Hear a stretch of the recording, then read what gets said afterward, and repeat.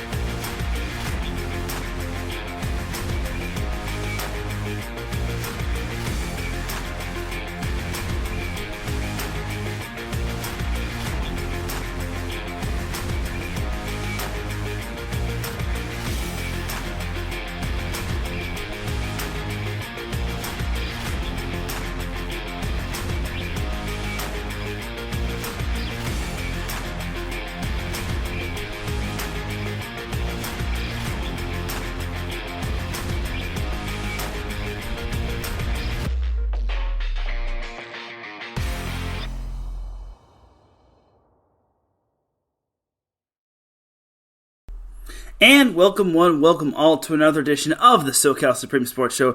Thank you all for joining me on this beautiful Sunday afternoon, Sunday evening, Sunday wherever you are listening from. Either way, you have made your way to episode 175 of the SoCal Supreme Sports Show.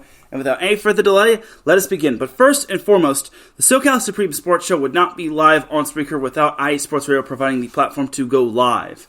Please do follow IE Sports Radio on several different social media platforms such as X, formerly now known as Twitter, TikTok, and Instagram. And we also have a Facebook page for those that still use that. All you just have to do is type in the word IE Sports and Radio in the search bar, like us, and follow us, and that's how you're able to get all of your latest sports news from us. We also have a website, iesportsradio.com, for all of your latest sports news, our blog, our Hall of Fame, our Fans of the Month, our pages dedicated to each podcast, such as this one, the SoCal Supreme Sports Show, our community forum, and our merchandise shop. For the last 9 years, going on 10 years, IE Sports Radio has been bringing you amazing content ranging from interviewing legendary athletes, coaches, and other authorized media personnel, to building tailor-made shows dedicated to all major sports days around the country. Thank you to everyone for all of your support and for making IE Sports Radio your direct feed for all that sports. A huge shout out to our two sponsors, Planet Jerky Premium Brisket Beef Jerky. Planet Jerky is the official jerky of the 2022 California League champion Lake Elsinore Storm, the single-A affiliate of the San Diego Padres.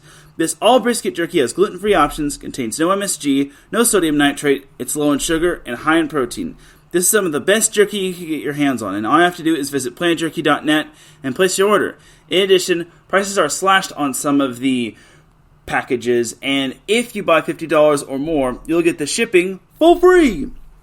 Once again, a huge shout out to our sponsor, Planet Jerky Premium Brisket Beef Jerky, the jerky that's on a whole other planet.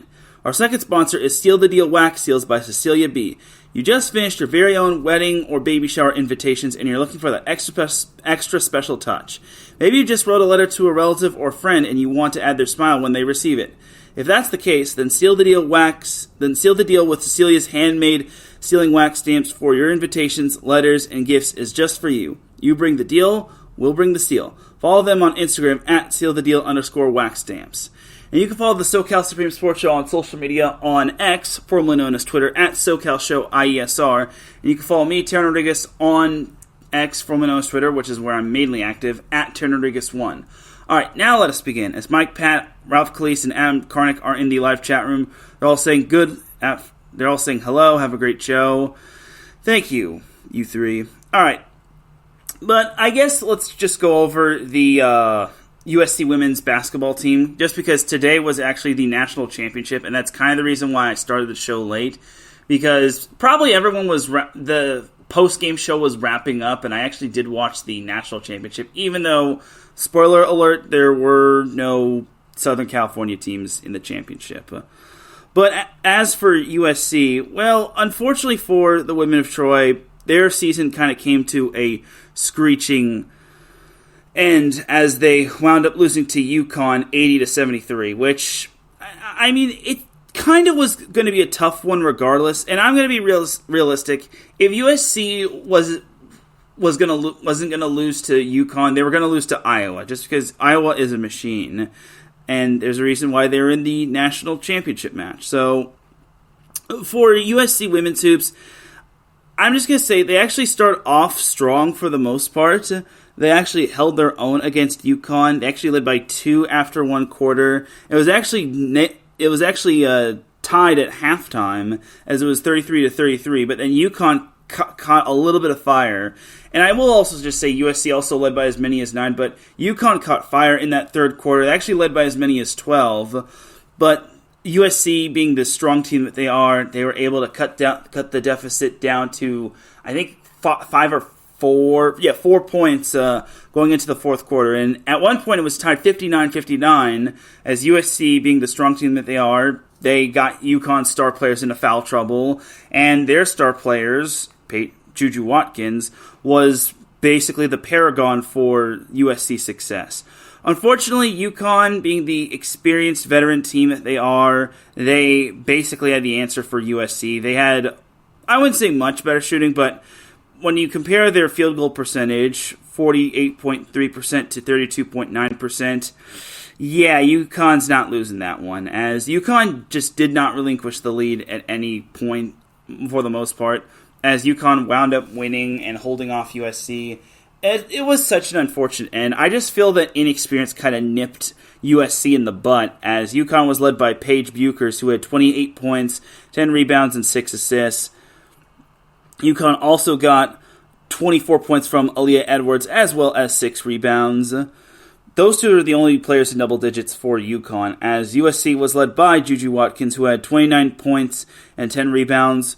Rhea Marshall had 11 points and 11 boards, while Mackenzie Forbes added 24 points. She actually made 5 threes, which was fairly impressive. I mean, let me be real. Juju Watkins going 9 for 25 from the field. Yeah, that's not ideal for the women of Troy. But I will say, it was still a strong season for USC, and I'm hoping that most of their core, aka Juju Watkins, returns for next year. I definitely think USC could make it back. It's just all about getting the correct pieces to build around Juju, because if Juju Watkins is practically carrying the team, well then it's not going to end well for USC. It's kind of like today's game between Iowa and South Carolina, aka the other USC.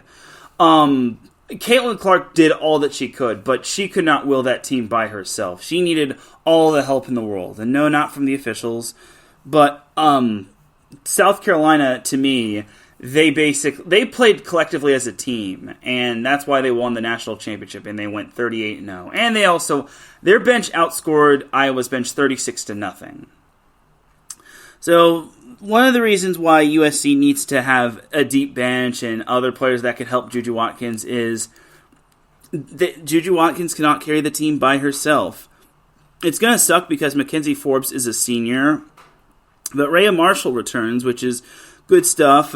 And unfortunately, Caitlin Davis is a senior, so she'll be gone, as well as Kayla Padilla. So USC's got a lot of questions to answer going forward, but I do got to give a big shout out to Lindsay Gottlieb, as she did an outstanding job in her first season at USC. I think it was actually her second season, but the future is bright for USC women's hoops.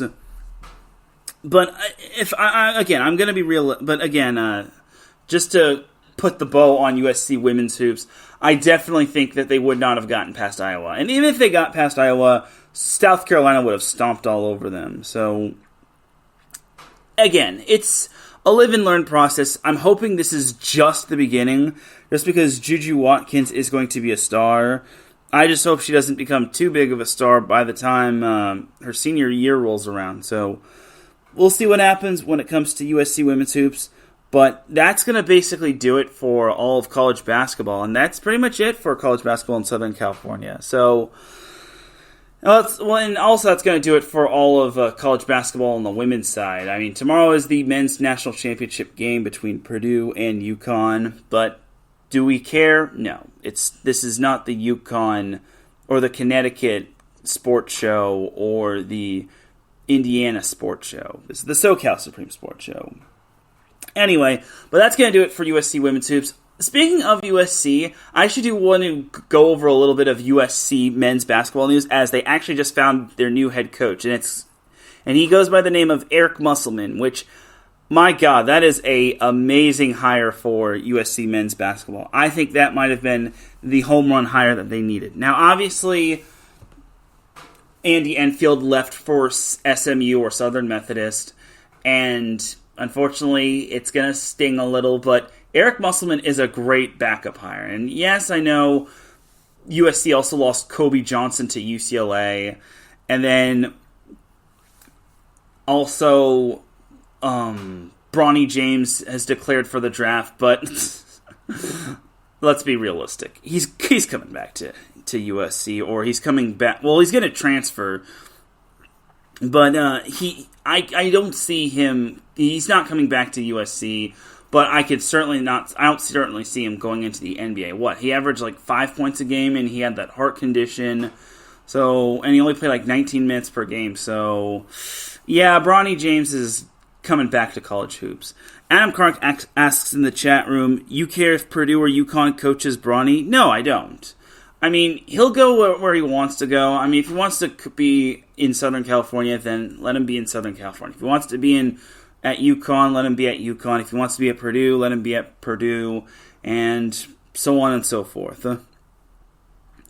And Marcus Lowe's great. Thank you for popping into the chat room. He says salute, and he also says Bronny will never see the court if he goes to Purdue or UConn. Well, that's kind of true. I mean, he didn't play a whole lot for USC, and like I mentioned, he averaged like 19 minutes a game and about 5-ish points a game as well. So I just don't see him starting for UConn or Purdue. If he starts, then something ain't right. Something ain't right. But honestly, it is what it is, and unfortunately for USC, they're going to have to start from scratch just because with Andy Enfield leaving, they did lose a future recruit. I think he might have been one of the number one recruits in the nation, and then after hearing the news of Andy Enfield departing to SMU, he's now decommitted from USC, and he's reopened his availability, or he's basically uncommitted. He's opened up his commitment. That's the terminology. But yeah, USC, I like Eric Musselman. I think he can definitely turn around USC's men's basketball program. Can he get them to the national championship right away? No. I'm sorry, but it's going to take a while for USC to get back into NCAA tournament mode. I mean, this year was so promising for USC men's hoops with Isaiah Collier, the number one recruit from the class of 2023, and all those other recruits and returning players. Well, unfortunately, the team cohesion just was not there, and then Isaiah Collier getting hurt, that didn't help matters. So for SC, it's just going to be a work of progress. But getting Eric Musselman is a huge step in the right direction. And thank you, USC Athletics, for not butchering this hire. I definitely appreciate that. Salute to you. At least they didn't screw that thing up. But anyway. Yeah, it's going to do it for all the college basketball news.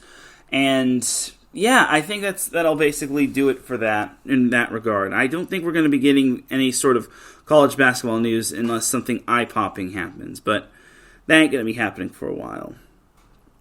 All right, so let's jump on into some NBA. So for the NBA, obviously, I mentioned in the intro, the Lakers are actually playing better than I expected. I mean, beating the Cleveland Cavaliers, that was big, and they actually had a 19-0 run after trailing, I think it was like 73-69, and eventually they just ran away with them. This was their most recent game, by the way.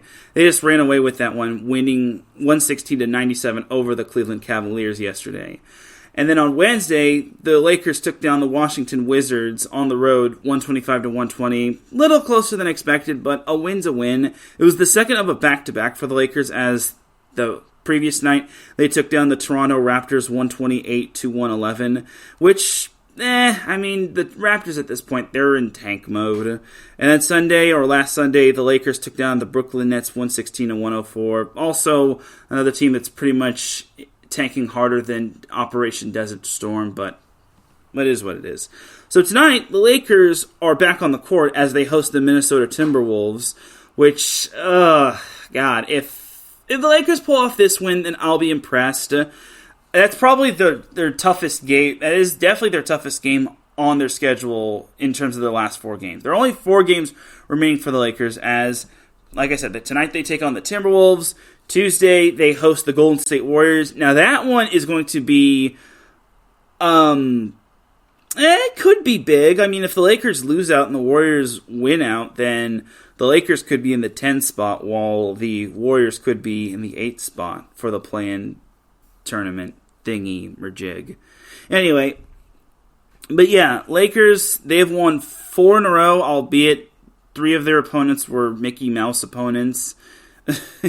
But wins are better than losses at this point, and the Lakers need all the wins that they can get. And against the Timberwolves, that's going to be a real tough one.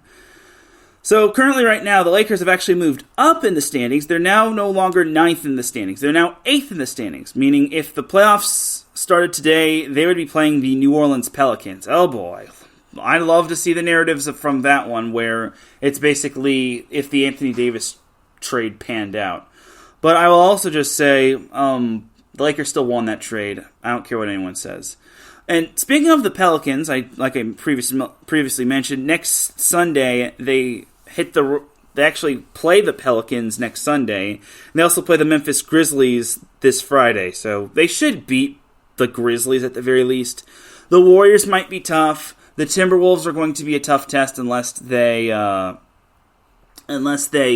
Timberwolves rest all their starters, which that's not ideal for the T-Wolves just because they're still half a game behind the Nuggets. And then the Pelicans, or the Pels, as Marcus calls them, the Pels will also be tough just because they're vying for a playoff spot too. Believe it or not, the Lakers, like I mentioned, they could make it into the playoffs. They're actually a game and a half out of that 6th seed as Phoenix has that spot, but the Suns are 1 game ahead of the Pels. And then the Mavericks could also teeter their way down to the play-in zone, which, I mean, it is what it is, but honestly, for the Lakers, I think it would be more ideal to not have that play-in tournament, just because for the past, 3 years or 2 years?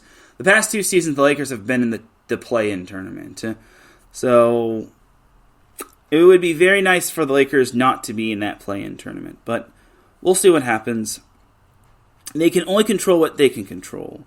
And then as for the Clippers, it looks like the Clippers have actually found their footing, as today they actually pulled off an impressive 120-118 comeback win over the Cleveland Cavaliers at home. And then Friday, they stomped all over the Utah Jazz 131-102. And then Thursday, this was another impressive one. They actually took down the Denver Nuggets 102-100. And there was a little controversy, but honestly, Nikola Jokic actually wound up getting a triple-double where that didn't matter for the Clippers. They just said, screw your triple-double. We have players like Paul George and James Harden. As the Clippers actually overcame a 17-point deficit, which was early in the game. But honestly, I feel that that's still a solid win for the Clippers. That's a good win right there, beating the Nuggets. I get it. It was at home, but I don't care, because the previous game, against the Kings, they actually wound up losing that one 109-95. Like, what the heck is it with the Kings actually looking pretty solid? And then last Sunday, the Clippers poo-pooed all over the Hornets 130-118, which that's no surprise. So the Clippers close out the regular season starting on Tuesday when they host the Phoenix Suns. Or, I'm sorry, Tuesday they're at the Phoenix Suns. And then Wednesday they're hosting the Phoenix Suns. Friday they're hosting the Utah Jazz. And then Sunday the Clippers are hosting the Houston Rockets. Which, for the Lakers' sake, I actually would like to see the Clippers beat the Suns. Because if that's the case, then that'll only help out the Lakers going forward. Just because that'll get them closer and closer to making the playoffs. So, Clippers, you have one job. You can do it. The Clippers have actually not punched their ticket into the playoffs or made it into the top 6. As they're sitting 4th, which they'll probably be 4th. My only question for the Clippers is, can they go deep? Because I said last week the Clippers had an identity crisis, but I feel they've actually found their footing, or they've refound their footing, as I still think the Clippers can... They're kind of a sneaky good team, but how much do you trust their health down the stretch, and how much can you trust the Clippers down the stretch too? You can't really. But I will say the Clippers, they've shattered a whole lot of expectations. I don't think anybody really predicted the Clippers to being this good, especially with like aging players like Kawhi and Paul George and James Harden and Russell Westbrook. But I also give credit to Tyronn Lue. He's really changed Russell Westbrook around, even though I think Westbrook is injured. But all in all, for the Clippers, they've really shattered my expectations and they've impressed me. Marcus Looks Great says, Marcus thinks he's a comedian. He says, I only want the Lakers to make it to the finals so my Celtics can beat them. You're funny, Marcus. Har har. Get out of here with that. I'm willing to bet that the Celtics will find some way to fumble the bag. It will be very funny to see the Celtics somehow, if and somehow they fumble the bag. If they do, then we'll all have a nice hearty laugh at the Celtics. But for right now, we'll see what happens. I mean, playoff heat is still a thing, even though they've been banged up and whatnot. But that's kind of where the buck stops. And you never know with Giannis Antetokounmpo. And that's kind of the closest team to the Celtics, as everyone else is a distant second from the poor Celtics, which are just kicking butt and taking names. And they've clinched the best record in the league, so...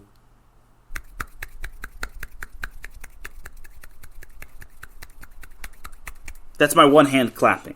It's a modest clap. I'm not going to give him too much credit, but whatever. Alright, but that is pretty much that for the Clippers. And that's pretty much that for the NBA. This is the last week of the NBA season. Why does it feel like it just went by so quickly? I just feel it's already over at this point. So, man... Maybe it's just because I haven't been paying too much attention to the NBA, just because the NBA doesn't really play much defense. I hate to say it, but it's the truth. Maybe I'm just so used to watching college hoops now. But anyway, that's going to do it for the NBA. Jumping over to some MLS. So LAFC and the LA Galaxy had their first installment of El Trafico. And obviously it did not disappoint.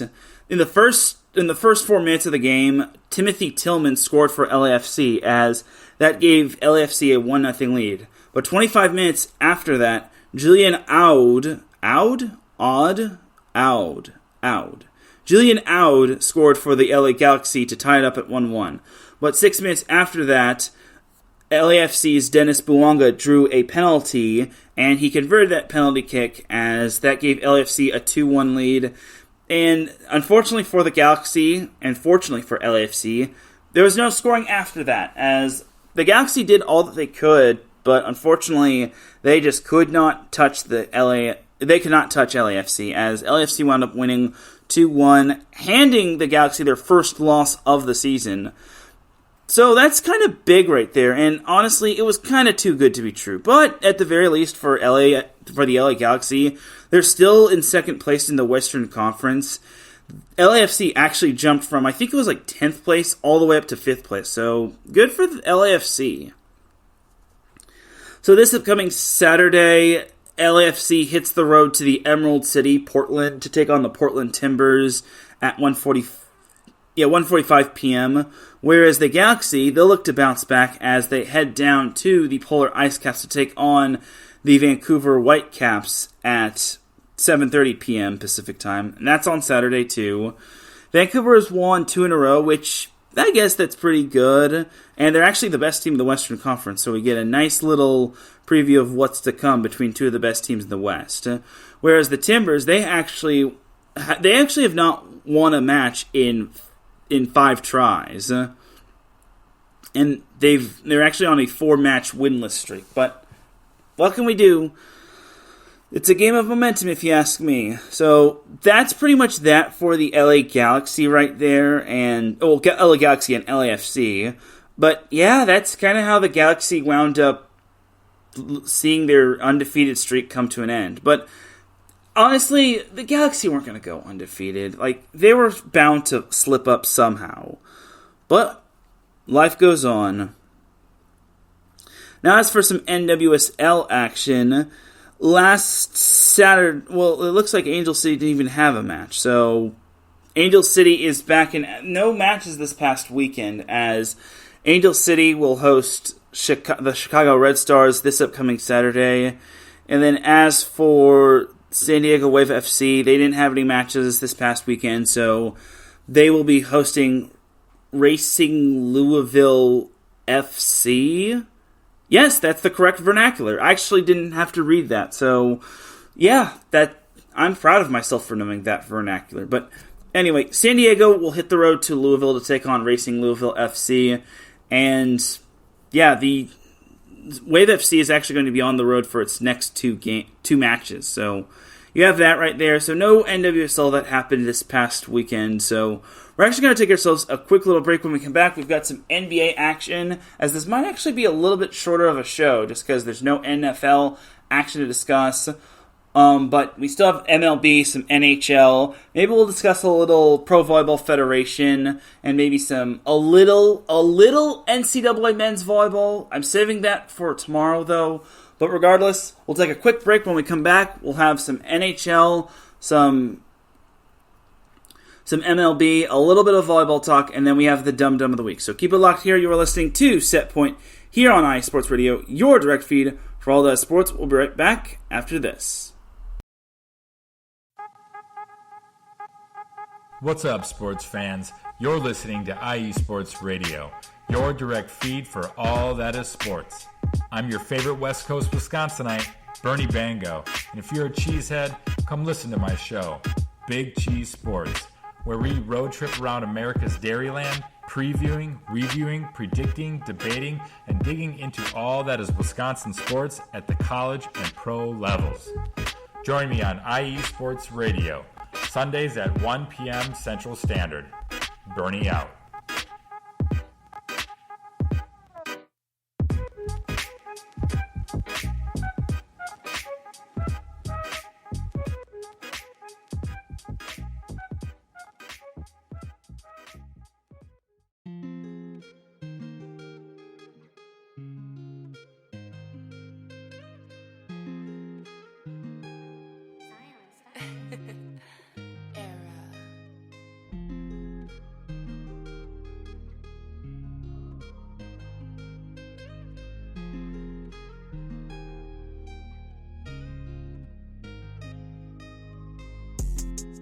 What's good, everyone? It's Drewski, the host of Heart of Texas Sports on IE Sports Radio, your direct feed for all that is sports. On this station, we cover everything in the Dallas-Fort Worth, Texas area. From where we cover the Dallas Cowboys, the Dallas Stars, Dallas Mavericks, Dallas Wings, Texas Rangers, TCU, SMU, we cover it all right here every Wednesdays from 9 to 10 p.m. Central Time. Make sure you stay live with me on the Heart of Texas Sports on IE Sports Radio, your direct feed for all that is sports.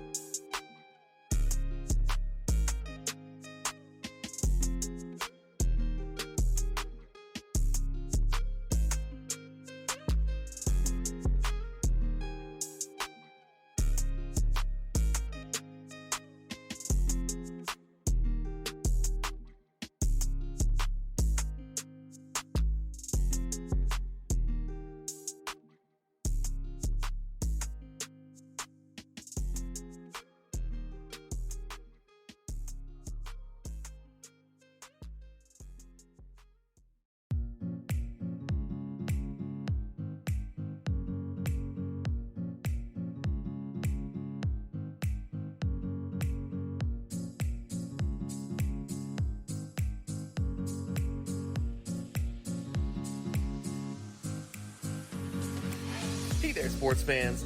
Are you looking for a sports show that maybe isn't 100% about sports? Then you might want to check out the Sports Couple Perspectives right here on IE Sports Radio, your direct feed for all that is sports. Most sports shows cover only scores and stats, and while we're not opposed to that, we dig a little deeper into sports issues and some of the hottest topics in athletics.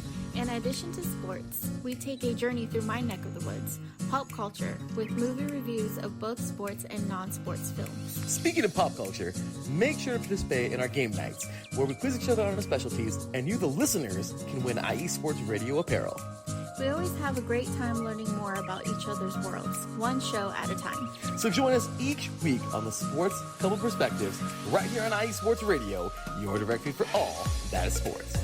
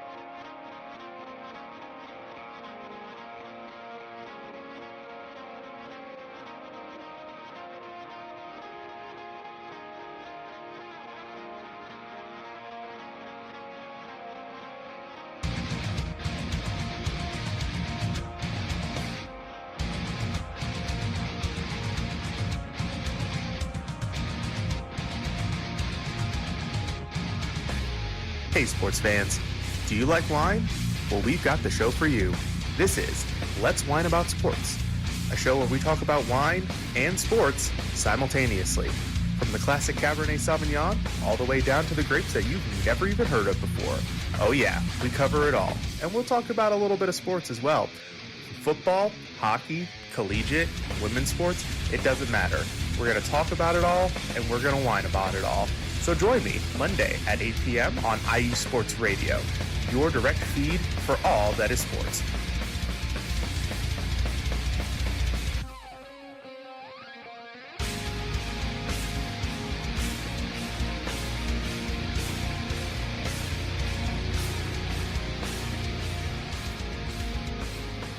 Back with segment number 2 of the SoCal Supreme Sports Show here on IE Sports Radio, your direct feed for all that is sports. Definitely check out all of our amazing shows. I also want to give a huge tip of the hat to the Sports Couple Perspective and Let's Whine About DMV Sports on their crossover show, as it was titled Let's Whine with the Sports Couple, as it was basically Let's Whine About DMV Sports with Mike Pat and the Sports Couple Perspective with Larry B and Cecilia B. It was a fantastic crossover, and my golly, it was such great, and it was well thought out. There was wine tasting, so I wish I could have stayed for the entire thing, but honestly, it was a fantastic show from what I caught. So great stuff from Mike Pat, Larry B, and Cecilia B.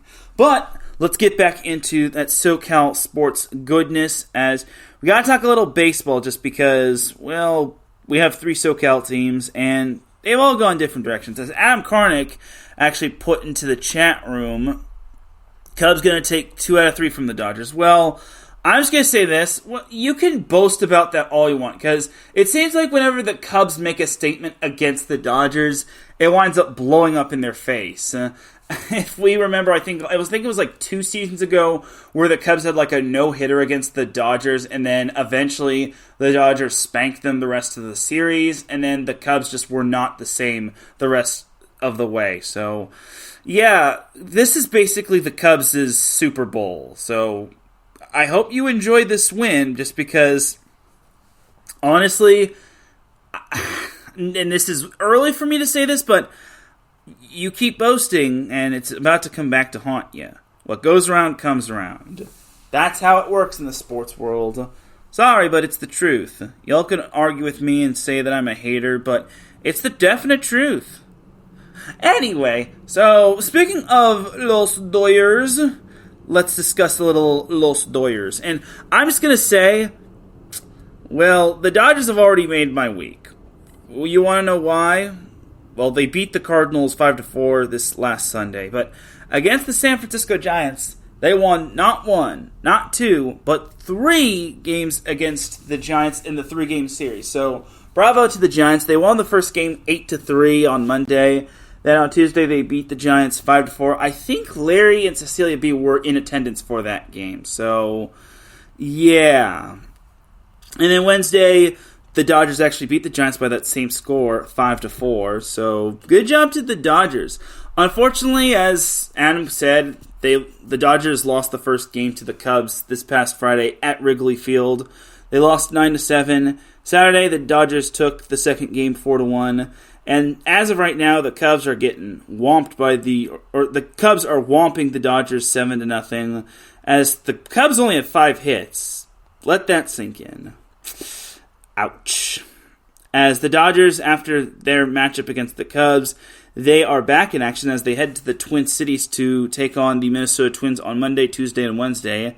Then next Friday, Saturday, or this upcoming Friday and Saturday, and next Sunday, the Dodgers host the San Diego Padres. And believe it or not, next Sunday, the Dodgers and Padres are going to be on ESPN for Sunday Night Baseball. So, we'll see.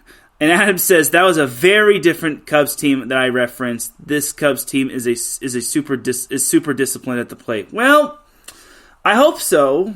I mean, it's still early, so maybe I will be wrong. But I will just say, just because you take 2 out of 3 against the Dodgers does not mean you're world beaters. I mean, yes, it could go a long way, and maybe that one game could prove to be the difference. However, the baseball season is a marathon, not a sprint. And Patty Bax also pops into the chat room. She says, "Hi, Teran and everybody. Sorry, I was waiting for the start of the show and I forgot to check back. Have a great rest of the show, Teran." Well, first and foremost, it's okay, Patty. Second and foremost, that's my fault just because I was going to be starting late. I think you might have known that, but I was going to start at 3, and I unfortunately came back from a watch party from the national championship game of the women's side of things. I watched the game at a friend's house, and I didn't get home till like about 3:10ish, and I needed to get ready and willing. So, and I didn't want to like forego doing the show just because that's just not me. I just would not want to abandon SoCal. I mean, I know it's tough for me when it comes to my job and all of that stuff and volleyball, but honestly, I still want to keep SoCal going. So, it is no problem, Patty, and I greatly appreciate you being in the chat room, and thank you for waiting patiently. I didn't ask for this, but I gotta make SoCal work one way or another.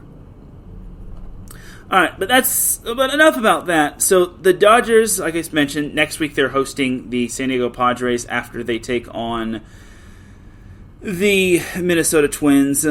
And speaking of those Padres, that's actually a perfect segue to go into them. They've played more games than the Angels, but they're 5-7. They're actually right behind the Dodgers. But this past week, well, I guess I should mention last Sunday's game, even though I think I might have already mentioned that. But the Padres did beat the Giants, which salvaged a split in the series against the Giants. They beat the Giants 13-4, which is good.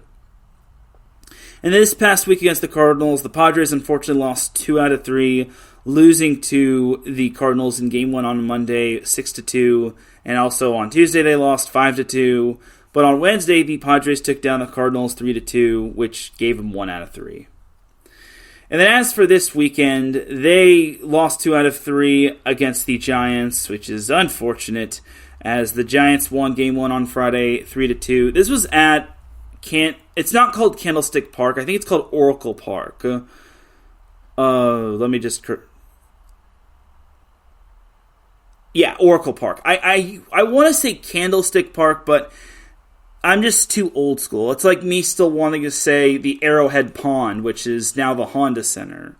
I'm just that old school. Anyway, but Saturday, the Padres beat the Giants 4-0, and then today the Padres dropped a tight one against the Giants, losing that one 3-2. So the Padres are back in action tomorrow, Tuesday, and Wednesday when they host the Chicago Cubbies. And then Friday, Saturday, and Sunday, the Padres head down the 405 or the freeway to take on the Dodgers, which should be a fun little series. It's the first time the second time. The first time the two teams will be meeting in a 3-game series, and the second time they'll be meeting in a series altogether. Because remember, they had the Seoul series where both teams split. By the way, I will never understand the MLB having that as a season opening series, and then basically having everyone else start like 2 or so weeks after that. I will never understand that. Maybe it's just because the Dodgers are that entertaining as well as the Padres, but I don't know. If it were up to me, I'd maybe want the Angels and Dodgers to face one another. Speaking of those Angels, perfect segue to go into the Angels. So this past Sunday, they beat the Baltimore Orioles 4-1, salvaging at least one win against those pesky Baltimore Orioles. That was actually their first win of the season. And then this past week, Monday, Tuesday, and Wednesday, they actually swept the Miami Marlins. They won the first game 7-4, which was nice. They won the second game 3-1, and then Wednesday they wound up winning that one 10-2. So pretty impressive. Except on Friday, the Angels wound up hitting a brick wall to the Boston Red Sox, losing that 8-6. On Saturday, they got a little bit lucky as they wound up beating the Red Sox 2-1. But as of right now, they are on the verge of losing as they're down. Looks like they're down. Oh no, they just lost. They just lost, and they lost 12-2 to the Red Sox. So, blah.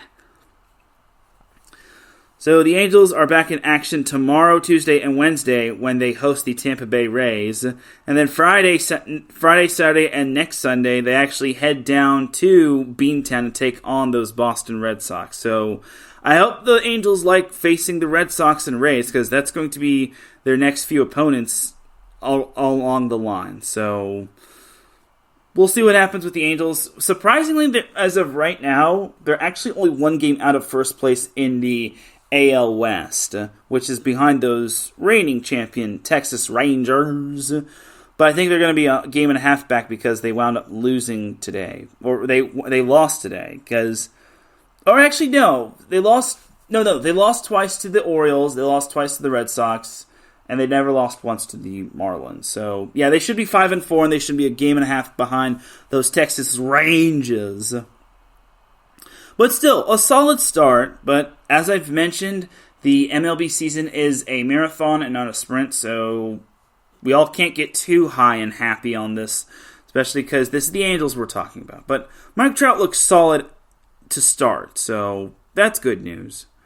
All right, but that is that for the Dodgers, Padres, and Angels. Looks like all of them are going to be losing just because the Dodgers are also down 8-0. Oh, joy. But oh well. Jumping to the NHL, I don't really need to discuss the Ducks too much, as well. Friday they wound up losing to the Seattle Kraken 3-1, and then last Tuesday they beat the Calgary Flames 5-3, which is nice. And then last Sunday they lost to the Vancouver Canucks 3-2. Yeah, great job, Ducks. You couldn't even beat them. I'm just kidding. Canucks were going to be... Aren't the Canucks like light years ahead of the Ducks in terms of the standings? Yeah, the Ducks are almost 50 points back of Vancouver, so... Ugh. But that is that for the Ducks. I don't really need to go into too much detail, but... For the Kings, they actually have clinched a spot in the Pacific Division, or they've clinched a spot in the playoffs, and they're actually leading the Vegas Golden Knights by 1 point. So as for the Kings, they actually took down the Vancouver Canucks 6-3, which was very awesome. Then on this past Thursday, they took down the San Jose Sharks 2-1. This past Wednesday, they took down the Seattle Kraken 5-2, and then this past Monday, they lost to the Jets 3-4. And then on Sunday they didn't play, or last Sunday they didn't play. So this week they're getting close to closing out the season. As Tuesday they head down the 405 to take on the Anaheim Ducks, which Well, that's probably target practice for the Kings. And then Thursday, the Kings host the Calgary Flames. Then this Saturday, the Kings host the Anaheim Ducks in another installment of the Freeway Face-Off.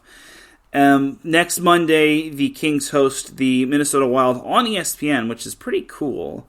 And then the following Thursday, the Kings close out the regular season against the Chicago Blackhawks. So, while it isn't official that the Kings have clinched a spot in the playoffs, it's pretty certain that they're going to make the playoffs. Because if I recall correctly, 4 teams from each division go to the playoffs. And there's 4 divisions, 2 from each conference. The Central Pacific from the West, and the Atlantic and Metropolitan from the East. So everyone else from the Pacific Division is eliminated. San Jose, Anaheim, Calgary, Seattle. For the Kings, it's not a matter of if they're going to the playoffs. It's a matter of who they're facing in the playoffs. They could face Edmonton, which couldn't be too bad. Or they could face Vancouver, which they've beaten the Canucks. So maybe they could stun them this year. But it's all time will tell process. They still have to close out. The Golden Knights, obviously being the reigning Stanley Cup champions, they're going to be tough. As the Golden Knights have the Canucks, the Oilers, the Wild, the Avalanche, the Blackhawks, and the Ducks. That seems like a fairly easier schedule than the Kings. But it is what it is. Now, I mentioned in the introduction that how far can the Kings go into the playoffs? I think the Kings are sneaky good. They're kind of a Dr. Jekyll, Mr. Hyde, in my opinion. But if they play their cards right, they actually could make a sneaky good playoff run. I feel they definitely are a good team.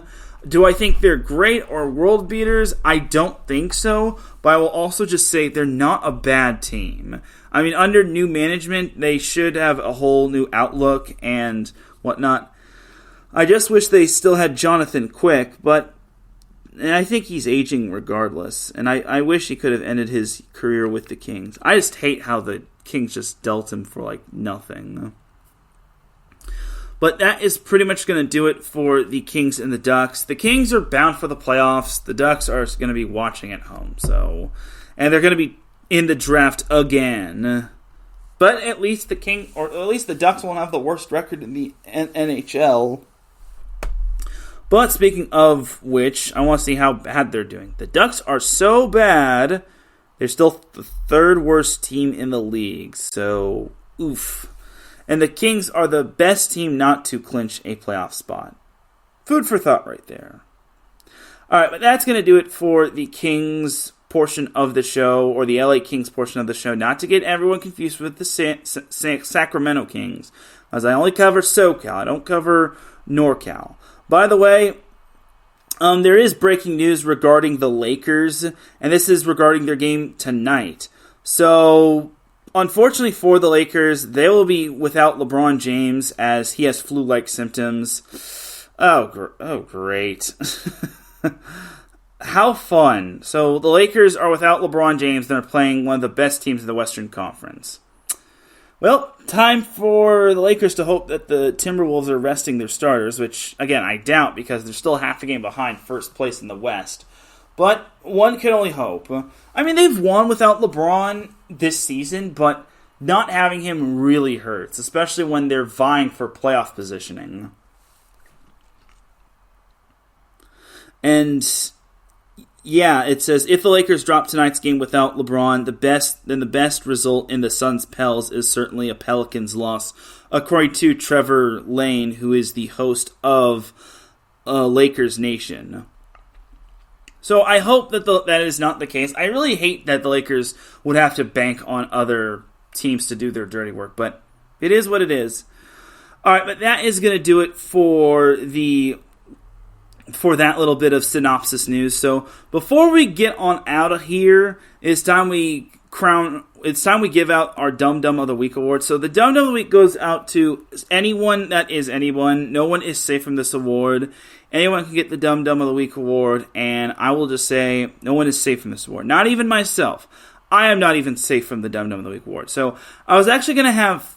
Well, actually, no. I do want to have two... I actually have 3 Dum Dums of the Week. So this first one All right, so remember how I was talking about Iowa women's basketball and how they pretty much made it all the way to the national championship, only to lose in the championship match to South Carolina, aka the other USC. Well, there's actually something that just popped up on my feed, and this was actually retweeted courtesy of the Kamenetsky brothers, the hosts of the I think they were former analysts of Lakers, but Andy and Brian Kamenetsky share a Twitter/X account, and they're writers and radio hosts and podcasters, and they're co-hosts for the Locked On Lakers podcast, which obviously is something you want to check out. But as for the Dum Dum of the Week, they actually retweeted something quite fascinating. So this comes courtesy of The Athletic Women's Basketball. Caitlin Clark scored more points this season, 1,234, than... Can we get a drum roll, please? Caitlin Clark scored more points this season than the Iowa football team scored during her time as a Hawkeye. If you want to know what this is leading up to, Caitlin Clark scored 1,234 points in her this season. The football team at Iowa scored a whopping 1,028 points. Yeah, I'm not kidding you. Iowa's football team scored 1,028 points in all of Caitlin Clark's time as an Iowa Hawkeye. Okay, well, let's get one thing out of the way. Iowa football stinks when it comes to their offense. I think they actually set the record for being the first 10-win team to not score or not average 20 points or to score less than 20 points in a game. First and foremost, you have to be pretty bad to have a women's basketball player outscore you in terms of points if you're another sport. Second and foremost, Iowa football just stinks all over the place. Third, Iowa football is less relevant than Iowa women's basketball. And fourth, no one really cares about Iowa football. But honestly, this was so funny. That's sad, dude. You know you're getting clowned as a football program when The Athletic has to pull up that statistic. And man, that's gonna suck if you're Iowa football. Imagine having less points in the 4, maybe 5 years that Caitlin Clark was an Iowa Hawkeye, and then her having outscored you basically in one season. You have to be pretty bad for that to happen. So I will just say Iowa football, they're taking L's not only on the field, but off the field. And this basically is double jeopardy for Iowa football. So unfortunately for Iowa football, they got to take this Dum Dum of the Week because that is just straight up sad right there, man. I know Iowa women's basketball is a juggernaut, and Caitlin Clark is going to be a fantastic talent for the Indiana Fever. Yes, she's going to the Indiana Fever. I'd rather her go to the Los Angeles Sparks, but reasons. But I will just say, Iowa football, you straight up suck, dude. If anyone deserves to leave the Big Ten, it should be Iowa. Go join Iowa State. But Iowa football, you're Dum Dum of the Week because you straight up, unfortunately, got outscored by one amazing women's basketball player. But she was amazing. But for you, Iowa football, you're not amazing. Get out of here. You're Dum Dum of the Week. You're so dumb. You are really dumb. For real.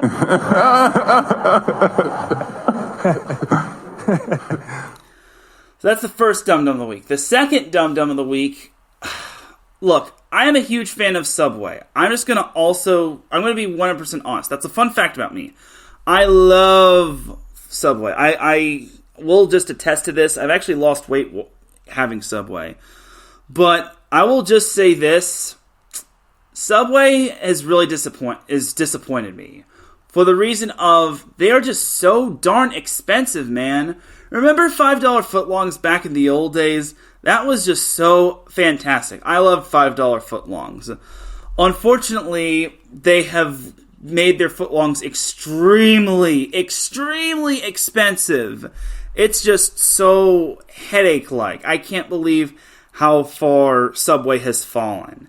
Because now they've gone from $5 footlongs to, get this, everybody, guys, ladies and gentlemen. Their new model is 6 inches for $6. Yeah, Subway. First and foremost, again, I will always love Subway, but I will just say, that's a straight up L right there. You went from $5 footlongs, and now a 6-inch sub for $6? That's a ripoff, dude. This is why I think Jersey Mike's is out-trumping Subway in more ways than one. Again, Subway is my go-to just because it's healthy for me and I love it. But I will just say, 6 inches for $6 is so stupid.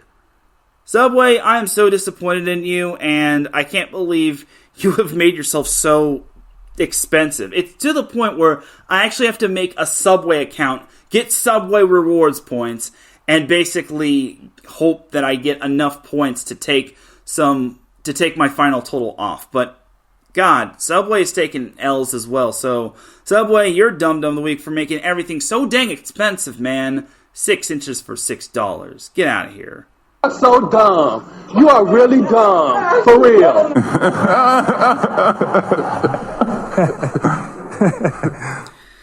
And then lastly, we have the final dum-dum of the week. And, alright, this one's personal for me. Remember when I told y'all about my IE Sports Radio family getting trifled with? You mess with my IE Sports Radio family, you're going to be on Dum Dum of the Week. I don't give a crap who you are. But this actually happened with one of my former IE Sports Radio colleagues, Mikey Two Guns, who actually is doing great things with his show, Our Bleepin' City. And honestly, he's done such an outstanding job. So, but this isn't about Our Bleepin' City, but it's about some a-hole dude who basically... Okay, I don't know if y'all know this, but Our Bleepin' City has some of the best interviews. I mean, if you've seen my interviews with like volleyball players and coaches, that's good and all, but Our Bleepin' City is interviewing former players and former players and coaches and from the Boston area. I think they've interviewed like Drew Bledsoe and whatnot, and I think Eddie House. But I will just say, and I think they went over to a party, and they most recently interviewed Hall of Fame writer Peter Gammons, and he wrote for the Boston Red Sox, which is pretty good. But there's this one a-hole guy. Oh my God, I hate this mofo so much. Adam Taylor. Apparently this guy covers Boston Celtics game, but this dude decided to have the audacity to comment, "Are you turning up to meet and greets with a camera? LOL." First and foremost, dude, why the frick does it matter to you? Second and foremost, I hope you were happy with how you basically got a negative reaction from Our Bleepin' City and all the fans. I actually wanted to jump in myself, but I couldn't do it just because I can't pull myself to getting involved in Twitter battles. But there was this whole giant beef with this Adam Taylor guy. I've never even heard of this mofo. But this dude, obviously, I mean, he probably does a great job covering the Boston Celtics, but honestly, you can't just judge and just say that. Like, who cares, dude? If someone told that to me, I would have chewed them out and said, screw you, dude, except using more colorful language. But Adam Taylor apparently didn't let this beef go, and honestly, Mikey Two Guns and his crew had the right to chew this guy out. The only thing I will say is that, unfortunately, it escalated to the point where Adam Taylor basically... I would say he called the Twitter police, but it escalated very quickly. So I will just say, Adam Taylor, you are a prick. First and foremost, F the Boston Celtics. Second and foremost, F this Adam Taylor guy. I've never even heard of this guy. This dude's a scrub. This dude's a hater. I don't know why he decided to just comment on that randomly. I mean, who cares how they got in? Who cares if they're just pulling up to a meet and greet like that? Like, honestly, who cares? Why does it matter to you? Do you want to write a piece about it? Like, they obviously were invited, and they obviously have the consent of Peter Gammons. No, they're just going to pull out a camera and say, hey, we're going to interview you. Hey, answer these questions for me. No, you don't just ask that. What a dumb question. What a dumb thing to say. What a dumb question. And I don't care if Adam Taylor hears this. If he hears it, great. You're a freaking moron.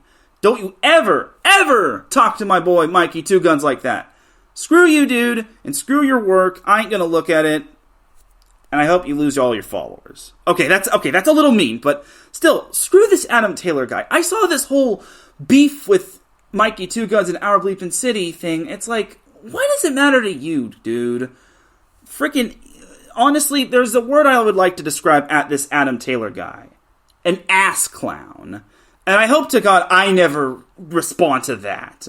If I ever become that type of person, I will give myself Dum Dum of the Year. But this Adam Taylor guy is Dum Dum of the Week and then some.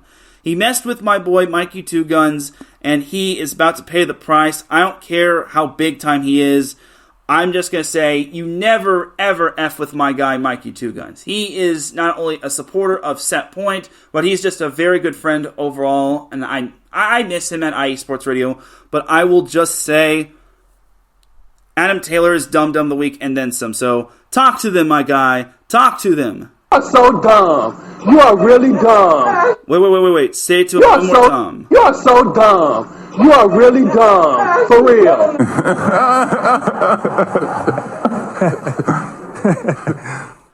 Adam Taylor, the ass clown. Ass clown.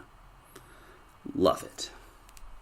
But I fully support Our Bleepin' City and Mikey Two Guns. Honestly, I would have backed him down, but I didn't want to get into any Twitter trouble of myself. And I think that would be me instigating would just add more fuel to the fire. But on that note, that's going to do it for Dum Dum of the Week. And ladies and gentlemen, that is going to do it for this week's show. Ladies and gentlemen, it is time that I get on out of here, because we have another show coming on in about 30 minutes. Yeah, dig! Thank you, everyone, for tuning in to the SoCal Supreme Sports Show. I really do appreciate everybody tuning in. If you listen live, I appreciate you. If you listen on the playback, I appreciate you. If you listen at work, I appreciate you. If you listen at any time, any place, anywhere, I appreciate you. Shout out to the chat room, Mike, Pat, Ralph Calise, Adam Karnick, Marcus, Los, Great, and Patty Backs, as well as Mo Padios, for all tuning in. I really do appreciate y'all tuning in. I'm probably going to be back with the show next Sunday. I just don't see myself doing it on Thursday since I'm just busy.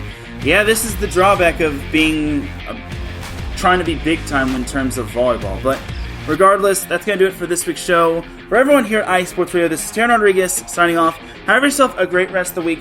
Don't be an ass clown like Adam Taylor was to Mikey Two Guns and Our Bleepin' City. Be a good person. Be respectful. Love one another. I will see you all tomorrow for Set Point. Have yourself a great rest of the week, and remember, SoCal is for SoCal. Peace!